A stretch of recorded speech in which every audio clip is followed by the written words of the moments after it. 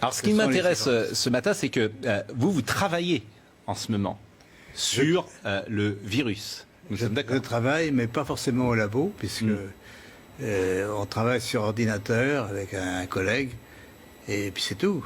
On n'a pas d'expérience, on peut dire, mais l'expérience vient de la maladie elle-même, de toutes les mesures qui sont faites actuellement dans les laboratoires sur les patients. Et vous êtes arrivé à certaines conclusions.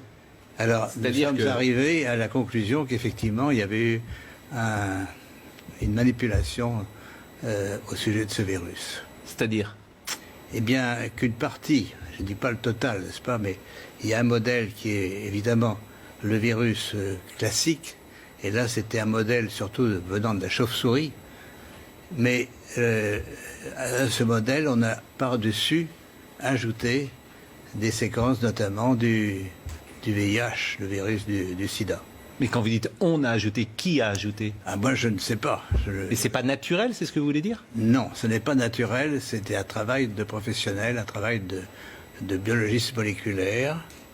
C'est un travail très minutieux, on peut dire d'horloger, on peut dire au niveau des séquences. Mais dans quel but? Dans quel but, ça n'est pas clair. Moi j'expose, si vous voulez, mon travail c'est d'exposer les faits, c'est tout. Je n'accuse personne, je ne sais pas qui a fait ça et pourquoi. La possibilité, c'est peut-être que ils ont voulu faire, on ne sait pas, on a voulu faire un vaccin contre le sida. Donc on a pris des petites séquences du virus et on les a installées dans la séquence plus grande du coronavirus. Alors, je suis pas sûr de comprendre tout ce que vous dites. C'est-à-dire que dans ce virus, il y a une part de VIH? Voilà, c'est ça. Le matériel génétique du virus est un long ruban d'ARN, n'est-ce pas? Comme de l'ADN, mais c'est de l'ARN. Et dans ce long ruban, à une certaine place, on a fixé des séquences petites de VIH. Mais ces séquences petites ne sont pas petites pour ne rien vouloir dire. Elles ont la possibilité de modifier, par exemple, ce qu'on appelle des sites antigéniques. C'est-à-dire, si on veut faire un vaccin, on peut très bien modifier la protéine qui est exposée pour le vaccin par une petite séquence venant d'un autre virus. Mais vous êtes certain de ça? Parce qu'on a dit que le bruit a couru, que c'était d'une origine humaine, finalement.